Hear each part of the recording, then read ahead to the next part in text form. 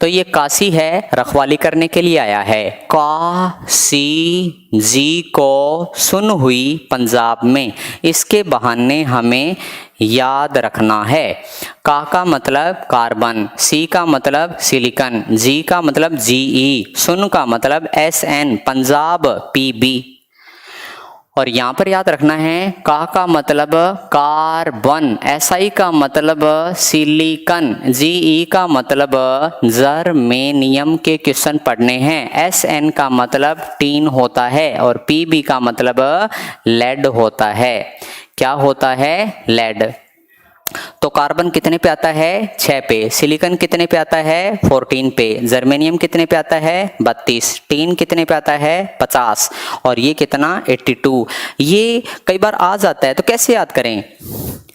आपको इस चीज को परमाणु क्रमांक है, एटॉमिक नंबर है, कार्बन 6 पे आता है, तो 6 और 8 इनका डिफरेंस 8 है, इनका डिफरेंस 18, यहाँ पर 18, यहाँ पर 32।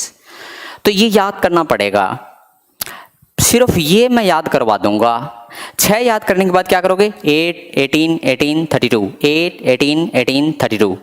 ये तो याद नहीं करना, सिर्फ ये याद करना है। कार्बन 6 पे आता है, तो कार्बन 6 पे आता है, कार्बन 6 पे आता है, कार्बन 6 पे आता है, तो ऐसे याद करना होता है। एक कंसेप्ट आप हमेशा याद रखना, जिस चीजों को याद रखना होता है उसे 2-3 बार लिखना होता है, ठीक है। तो यहां पर आगे बढ़ते हैं। कार्बन के क्वेश्चन कैसे होंगे, सिलिकॉन के कैसे होंगे, जर्मेनियम के कैसे होंगे, टीन के कैसे होंगे, लेड के कैसे होंगे। बेअंदाज क्वेश्चन, क्वेश्चनों को ऐसे कुआं खोद देना है, पूरा तबाही मचा देनी है क्वेश्चनों की। चाहे अखबार सामने आ जाए, चाहे कोई चीज सामने आ जाए, हमें तो लिखना होता है, ठीक है। हाँ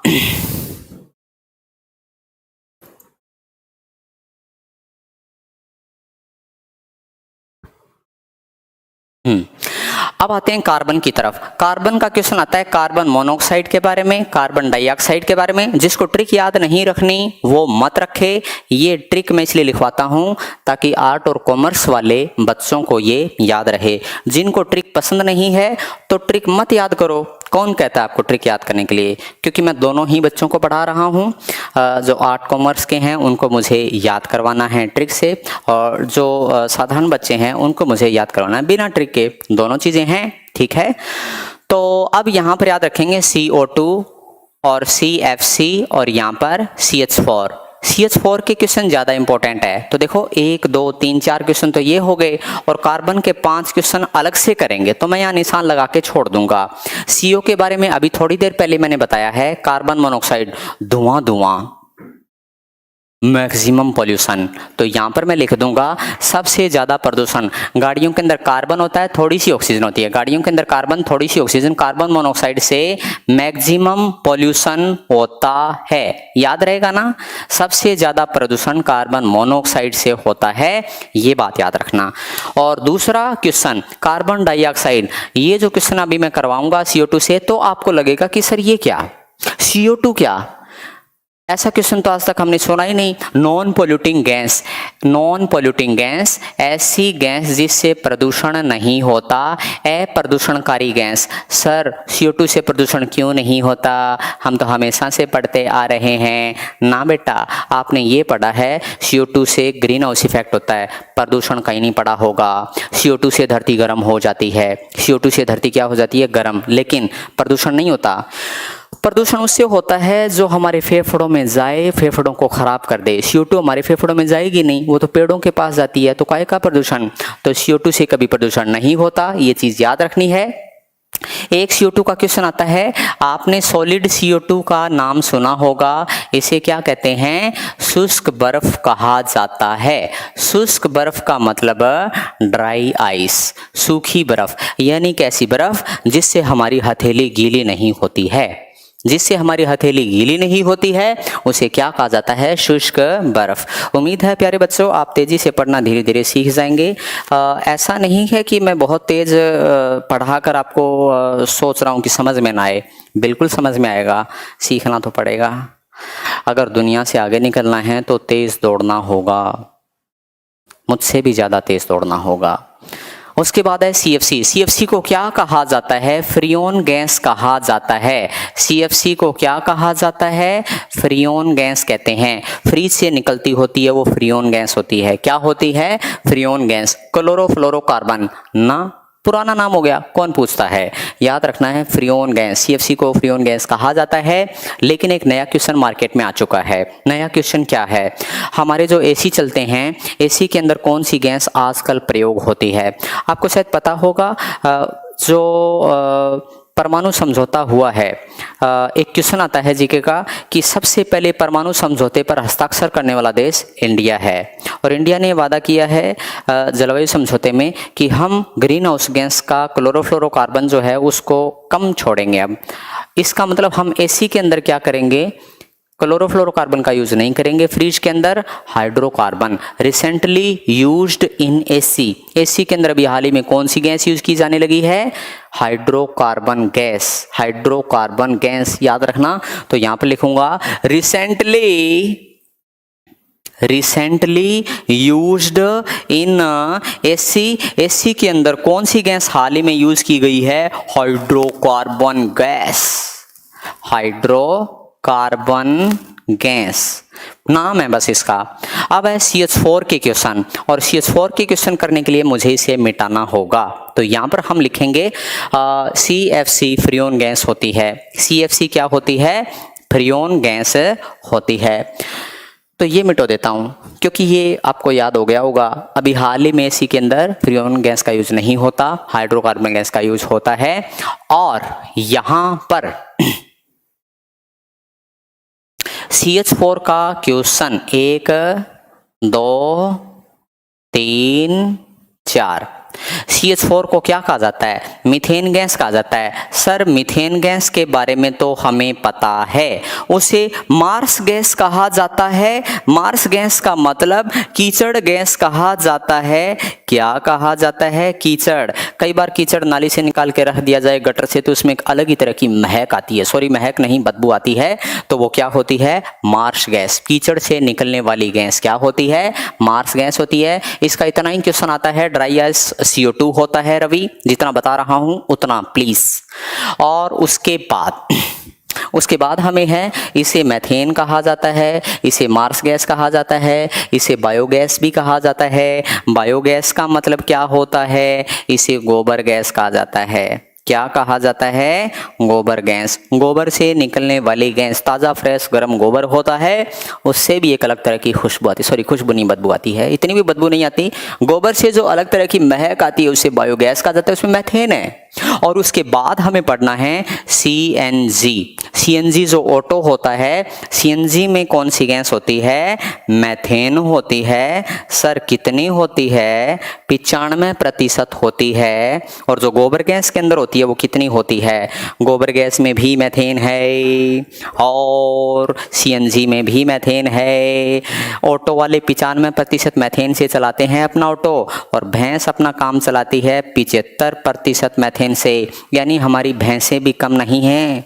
हमारी भैंसों के गोबर से जो गैस निकलती है CNG है एक तरह की। तो ये चीज़ हमें याद रखना है। और ये चीज़ें याद रखने के बाद अब हम आगे बढ़ते हैं मैथेन के क्वेश्चन करने के बाद। सिलिकॉन जर्मेनियम का क्वेश्चन हमें इकट्ठा पढ़ना होगा क्योंकि दोनों तगड़े भाई हैं। इनका क्वेश्चन इकट्ठा ही आता है, अकेले आता ही नहीं है। तो अकेले नहीं आता है तो यहाँ पर मैं एक सोलर प्लेट बना दूँ ना। आपने सुना होगा सोलर प्लेट हैं, वो किस चीज़ की बनी होती हैं? Silicon germanium. तो यहाँ पे लिखेंगे सोलर सेल किस चीज़ के बने होते हैं?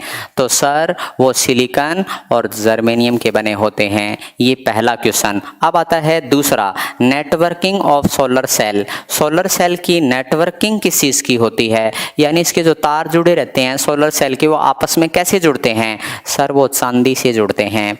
यानी सोलर सेल के जॉइंट होते हैं वो आपस में कैसे जुड़ते हैं? चांदी से। चांदी महंगी होती है ना, इसीलिए सोलर सेल महंगे होते हैं। तो याद रखना है, सोलर सेल बना होता है सिलिकॉन जर्मेनियम का, उसके जॉइंट बने होते हैं सिल्वर के। तो यहाँ पर याद रखना है सिल्वर। और तीसरा क्वेश्चन आपको शायद पता होगा, सिलिकॉन जर्मेनियम दोनों के दोनों सेमीकंडक्टर बनाने में भी काम आते हैं। जो चिप वगैरह होती हैं ना, सेमीकंडक्टर यानी अर्धचालक होते हैं। क्या होते हैं बेटा? अर्धचालक होते हैं। ठीक है, इन सारे क्वेश्चनों को मैं एक बार फिर से भी रिपीट करूंगा, आप चिंता ना करें। तो सिलिकॉन जर्मेनियम का हो गया। अब आता है टीन और लेड का क्वेश्चन। ये क्वेश्चन ना किया तो क्या किया? अब ये क्वेश्चन देख के मैं पगला रहा हूँ, सॉरी मैं थोड़ा सा मतलब जोश में आ रहा हूँ। तो यहाँ पर हमें याद रखना है उस हाइड्रोकार्बन का नाम क्या है बेटा? हाइड्रोकार्बन ही है उसका नाम। ठीक है, तो एसिड से जो गैस निकलती है वो हाइड्रोकार्बन ही है और उसका नाम हाइड्रोकार्बन ही है, उसका फॉर्मूला गिवन नहीं है, इसलिए जैसा था मैंने वैसा ही क्वेश्चन बताया है। ठीक है, मैं थोड़ा सा कुछ चीज़ें हैं अखबार में से पढ़ता रहता हूँ ताकि आपको नई जानकारी देता रहूँ। तो उम्मीद है आप भी अखबारों को पढ़ना सीखें। लास्ट 5 मिनट में मैं आज थोड़ी सी टिप्स बताना चाहूँगा कि आप कैसे तैयारी करें, खुद के नोट्स भी कैसे बनाएं, अखबार से कैसे पढ़ें, या मैं जो साइंस केमिस्ट्री है ऐसे जो तैयार की है वो कैसे की है। मैं आपसे कुछ नहीं छुपाऊँगा, मैं अपने आप को कभी ऐसे पेश नहीं करूँगा कि मैं बहुत बड़ी तोप हूँ, ये फन्ने खा हूँ। मैंने अखबारों से पढ़ के, किताबों से, एनसीईआरटी से पढ़ के, थोड़ा थोड़ा पढ़ के ही नॉलेज होता है और बड़ी तेज़ी से भी हो जाता है। तो आपको ये चीज़ें करनी होंगी, आपको अपने खुद का टीचर भी बनना होगा। ठीक है, तो तभी मैं एक अच्छा टीचर कहलाऊंगा अगर आपको कुछ सिखा दूँ। पढ़ाना एक आसान बात है, लेकिन आपको ये सिखाना कि ऐसे पढ़ना पड़ेगा वो बहुत ज़रूरी है। ठीक है, अब आते हैं टीन और लेड। आपने सुना होगा हमारे घरों में क्या होता है? फ्यूज वायर होता है। हाँ सर होता है, कौन सी बड़ी बात है, काय को बोल रहे हो इतना? फ्यूज वायर होता है। उसका पहला क्वेश्चन, फ्यूज वायर कैसे बना? कैसे बना, कैसे बना? अब ऐसा मत कहना कि मैं गाने क्यों गा रहा हूँ, ये मजबूरी है, मैं सुधरता नहीं हूँ, कई बार ओरिजिनलिटी आ जाती है। तो फ्यूज वायर कैसे बना होता है? टीन का बना होता है प्लस लेड का बना होता है। कुछ बच्चे कह रहे होंगे आ गए सर अपनी औकात पर। हाँ, और टीन और लेड पढ़ने के बाद टीन गरम बहुत जल्दी होता है तो फ्यूज वायर भी गरम बहुत जल्दी होता है। तो मेल्टिंग पॉइंट कैसा होता है? मेल्टिंग पॉइंट का मतलब गलनांक। इसका गलनांक कम होता है, बहुत ही कम। तो फ्यूज वायर का मेल्टिंग पॉइंट कम होता है, बहुत ही कम। और इस साइड में लिखेंगे तीसरा क्वेश्चन, फ्यूज वायर है उसका, अच्छा लेड में करंट नहीं आता तो फ्यूज वायर के अंदर भी करंट कम पास होता है। तो यहां पर याद रखेंगे रेसिस्टेंस। रेसिस्टेंस कैसा होता है? हाई हाई, बहुत उच्च प्रतिरोध होता है। हिंदी वाले बच्चों के लिए इसका नाम होगा उच्च प्रतिरोध। जी हाँ, आपके शहर में आ गया है फ्यूज वायर। और चौथा क्वेश्चन, इसे जोड़ा कैसे जाता है? फ्यूज वायर को लगातार जोड़ा जाता है। फ्यूज वायर को लगातार जोड़ा जाता है, कॉम्बिनेशन सीरीज होता है। कैसा होता है? Series combination. तो यहां पर याद रखेंगे इसे जोड़ा कैसे जाता है, ज्वाइन कैसे किया जाता है, तो वो होता है सीरीज। सीरीज सीरीज दिखाई दे रहा है क्या वहां? Yes, series. और सीरीज का मतलब श्रेणी क्रम, श्रेणी क्रम, श्रेणी क्रम, श्रेणी क्रम। तो ये चीज आपको याद रखनी है। मतलब हमने इसके इतने क्वेश्चन किए हैं, लेकिन लेकिन लेकिन लेड कह रहा है मेरे क्वेश्चन 2-3 छोड़ दिए आपने। अरे तो कर लेंगे, कौन सा मैंने छोड़ दिए हैं इतने। आजा, तू भी आजा, लेड कहीं का। आजा, तू इधर आजा। तो यहाँ पर मैं कार्बन के थोड़े क्वेश्चन रह गए हैं वो भी करने हैं, लेकिन हमें लेड का क्वेश्चन करना है। एक क्वेश्चन आता है पीबी का, एक आता है PbO2 का, एक आता है PbS का। तीनों क्वेश्चन करना बहुत ही जरूरी है। पीबी का क्वेश्चन अलग से आता है। पिंटू हाइड्रोकार्बन का फॉर्मूला नहीं गिवन है, ये मैंने ताज़ा करंट जीके में पढ़ा अखबार के अंदर। तो ये क्वेश्चन एग्जाम में आने लायक है कि फ्रीज एसी के अंदर कौन सी गैस बढ़ते हैं? Hydrocarbon gas. तो इसका फॉर्मूला गिवन नहीं था, तो मैंने आपको अपडेट किया है। एज इट इज आएगा, एग्जाम में आएगा तो ठीक है। अब आते हैं पीबी। लेड है इंसुलेटर मेटल, ऐसी मेटल जिसमें करंट नहीं आता। कुचालक धातु बताओ, कुचालक धातु का नाम क्या है? कुचालक धातु, ऐसी धातु जिसमें करंट नहीं आता। और ये PbO2 लिथार्ज, इसका नाम आपको याद रखना पड़ेगा। लिथार्ज का फार्मूला सर PbO2। लेकिन बच्चा कहता है सर याद करके क्या करें, आप क्यों मजबूर कर रहे हैं? अगर आप थोड़ा सा बता दें कि कहाँ यूज होता है। गलनांक होता है, गलने का अंक, कोई चीज़ कितनी जल्दी गल जाती है, फ्यूजर मेल्ट हो जाता है। तो मैं आपको बता दूं लिथार्ज, ये हमारे पास है एक साइड की एक बैटरी और इसके ऊपर लगे हुए हैं प्लग।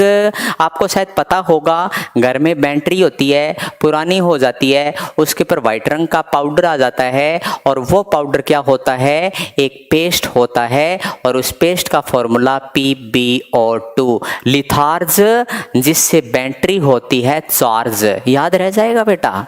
लिथार्ज जिससे बैटरी हो जाती है चार्ज, लिथार्ज जिससे बैटरी हो जाती है चार्ज। तो ये मैंने इसलिए करवाया था कि आपको याद हो जाए, तो मैं इसे मिटो दूं, दोबारा फिर से करवाऊंगा। Pb एक ऐसी धातु जिसमें करंट नहीं आता, लेड होती है। PbO2 litharge. और PbS का नाम आपको याद करना होगा, ये एक अयस्क है, मिट्टी से PbS निकलता है, Pb नहीं निकलता, हम इसे बाद में ठीक करते हैं। तो PbS का नाम आपको रटना होगा। पहली बार आपको चीज खुद से रटने के लिए कह रहा हूं, इसके लिए मुझे माफ कर देना, कुछ चीजें खुद करनी पड़ती है, गलेना। तो आपको याद करना होगा PbS का मतलब क्या होता है, गलेना। तो अभी तक देखो 1 2 3 5 चीजें थी और क्वेश्चन कितने हो गए, 1 2 3 4 5 6 7 8 9 10 11 12 13 14 15 16 17 18 19 20। अभी तो 5 क्वेश्चन और बाकी हैं, 5 क्वेश्चन और बाकी हैं। लिख दो अबाउट कार्बन। हमें कार्बन लिखो मत, सुनो, आज सुन लो प्लीज, फिर कल मैं आपकी सुनूंगा और सुनाओगे, मुझे पता है आपका काम ये है, सुनाते रहते हो, टॉर्चर करते रहते हो सारा दिन। पता नहीं कितना सुनता रहता हूँ मैं सबसे। हाँ, वापिस कुछ कह भी नहीं पाता मैं, कितना मजबूर हूँ। हाँ।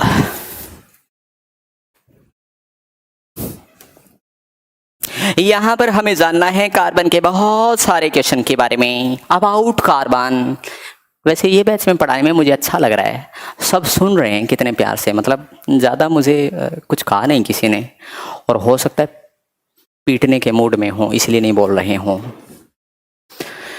मैं यहाँ पर लिख दूंगा बच्चों के लिए अबाउट कार्बन, क्योंकि मैं एक क्वेश्चन आपके लिए छोड़ के गया था कि सर कार्बन के बारे में अलग से बताना था। तो ये लीजिए, 1 क्वेश्चन, 2 क्वेश्चन, 3 क्वेश्चन, 4 क्वेश्चन, 5वां क्वेश्चन। सबसे पहला नेचुरल हार्डेस्ट।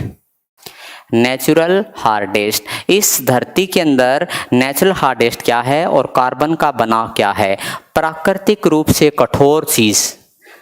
एक तो ये क्वेश्चन जानना है, प्राकृतिक रूप से कठोर चीज होती है उसका फार्मूला। फिर है आर्टिफिशियल हार्डेस्ट। आर्टिफिशियल हार्डेस्ट, इसका मतलब कृत्रिम कठोरतम, सबसे कठोर चीज इस धरती पे जो हमने बनाई है और कार्बन की है। और उसके बाद है आर्टिफिशियल हार्डेस्ट, ये भी आर्टिफिशियल हार्डेस्ट है, पर NC मतलब नॉन कार्बन, कार्बन की बनी हुई नहीं है, तो इसका रिश्तेदार हो गया। और उसके बाद है यहाँ पर नेचुरल होती है और प्लस सॉफ्ट भी होती है और प्लस कार्बन की होती है और प्लस कंडक्टर, करंट भी आता है। अरे वाह, चालक भी है, वो चीज क्या है? और एक है कार्बन 60 हो जाएं तो उसको क्या बोलते हैं? ये क्वेश्चन हमें जानने हैं, ठीक है। तो यहाँ पर 1 2 3 4 5 ये चीजें जाननी है। तो नेचुरल हार्डेस्ट क्या होता है? हीरे से कठोर कोई नहीं होता, हीरे से कठोर इस धरती पे कोई नहीं है नेचुरली। जैसे आपके बारे में बताता हूँ, आज आप यहाँ हैं, आपके ऊपर ढेर लगा हुआ है कोयलों का और आप कोयले की खान में है, और कोई कह दे आपका बेटा तो कोयला है, कोयला, लेकिन लोगों को क्या पता कि आप पे प्रेशर लगा हुआ है, लोग ताने मार रहे हैं, आप बहुत ज़्यादा गर्मी सहन कर रहे हैं, प्रेशर, टेम्परेचर, समाज है ना, रिश्तेदार, पट पट पट। तो यही कोयला उच्च दाब और उच्च ताप के कारण जब एक दिन बाहर निकलेगा तो हीरा चमक उठेगा। हीरा क्या हो उठेगा? चमक उठेगा। और आपने गाना सुना होगा, जैसे हीरा निकल रहा हो, जैसे हीरा निकल रहा हो कोयले की खान से।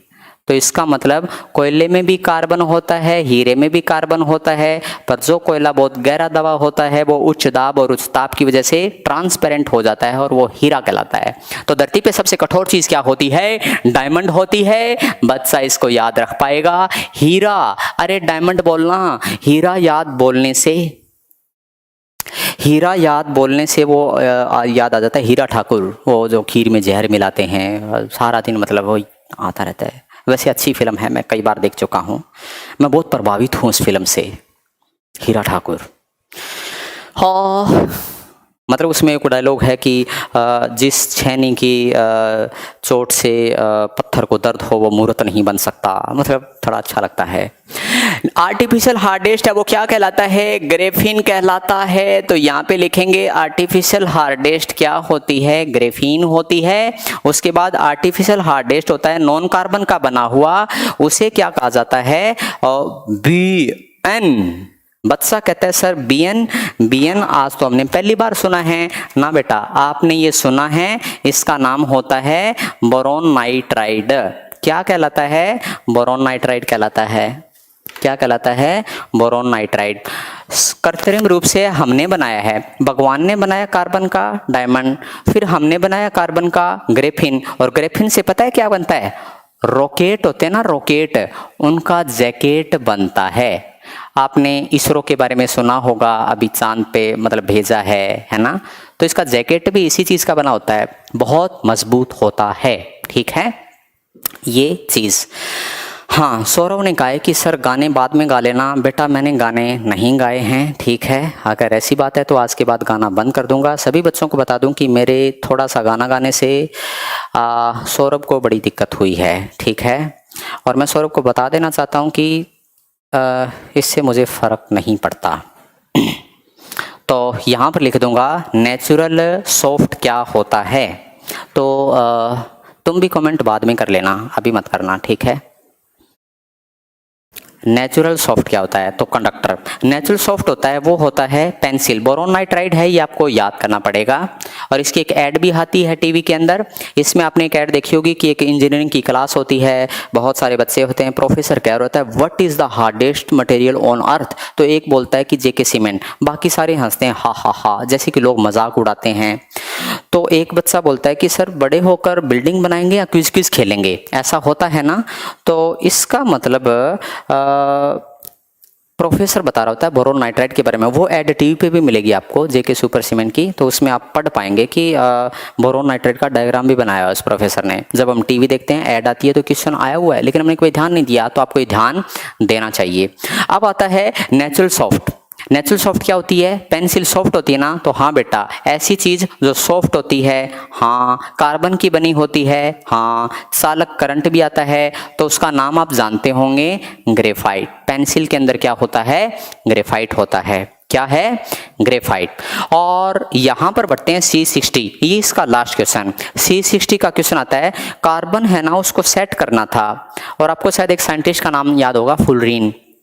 उसको प्रोजेक्ट दिया गया था कि भाई तुझे कार्बन को सेट करना है, तो उसे आकृति बनानी थी, 60 कार्बन की बनी नहीं रही थी। तो हिस्ट्री में लिखा हुआ है कि उसे रात को सपना आया कि फुलरीन ऐसे होती है, तो उसके नाम पे इसका नाम रख दिया गया फुलरीन। वो एक केमिकल ऐसा करता था, तो यहाँ पे याद रखेंगे फुलरीन। फुलरीन का मतलब क्या होता है? Buckminster fullerene. इसे बकमिंस्टर फुलरीन कहा जाता है, इसे फुलरीन भी कहा जाता है, और इसे कहा जाता है बक्की बाल। क्या कहा जाता है? बक्की बाल। तो ये तीनों चीजें आपको याद रखनी है। इसे बक्की बाल भी कहते हैं। क्या कहते हैं? बक्की बाल भी कहते हैं। तो ये तीनों चीजें याद रखने के बाद ये सारी चीजें हो गई हमारी।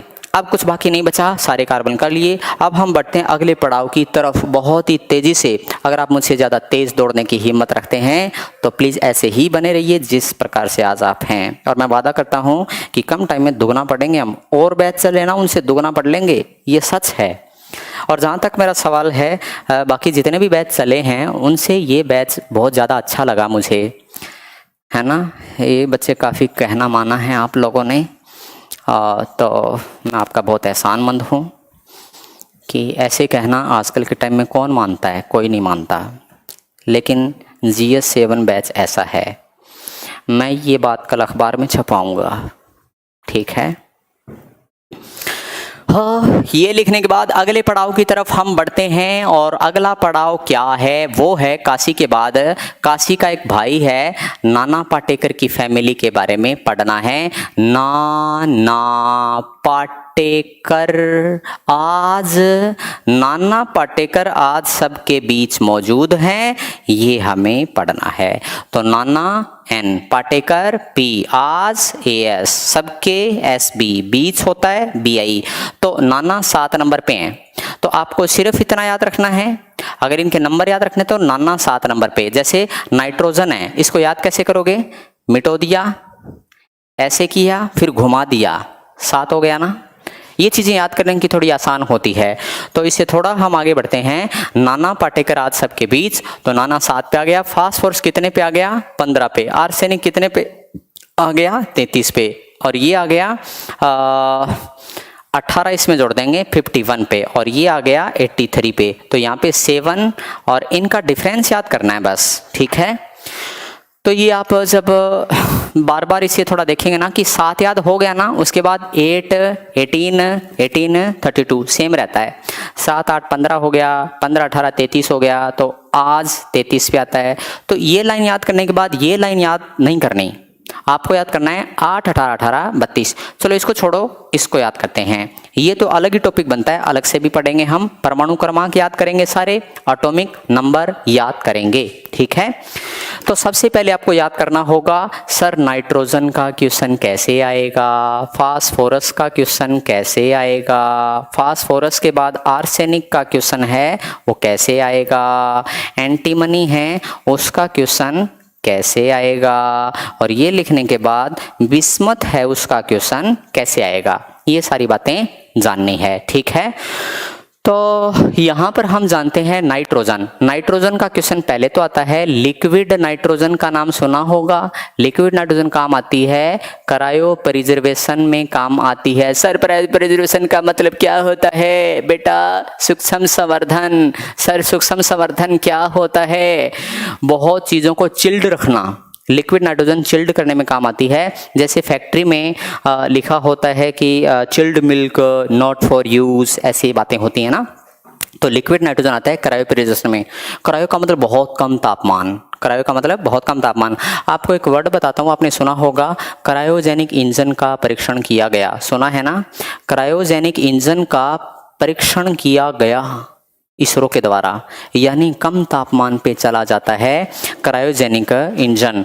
तो इसरो जितने प्रक्षेपण करता है, अखबार में छपता रहता है कि क्रायोजेनिक इंजन बनाया गया, ये वो। क्रायोजेनिक का मतलब कम तापमान पर चलने वाला इंजन। उसके बाद यहाँ पर बना रहा हूँ मैं कुरकुरे।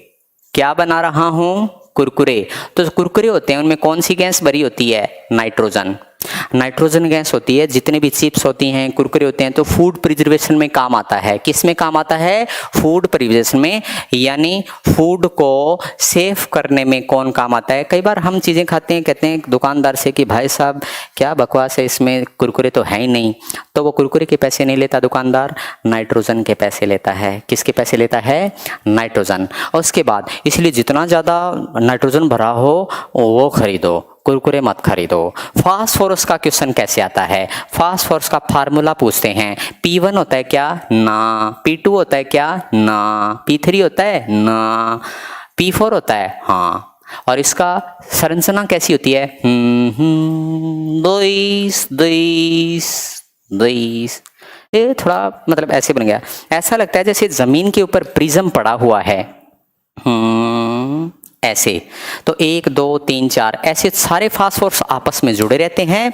तो ये फार्मूला क्या कहलाता है, P4 कहलाता है। और इसकी विशेषता, फास्फोरस लाल भी होता है, फास्फोरस होता है, हाँ कोल्ड स्टोरेज बोल सकते हैं। सूक्ष्म संवर्धन का मतलब यही है, कोल्ड स्टोरेज होती है उसमें लिक्विड नाइट्रोजन काम आती है, जिसमें गाय भैंस पशुओं के जो टिक्के होते हैं रखने वाले, या ब्लड बैंक के अंदर ब्लड रखा जाता है, या ऑर्गन डोनेशन करते हैं तो हार्ट रखा जाता है, वो सारी बातें याद रखनी है। ठीक है, अब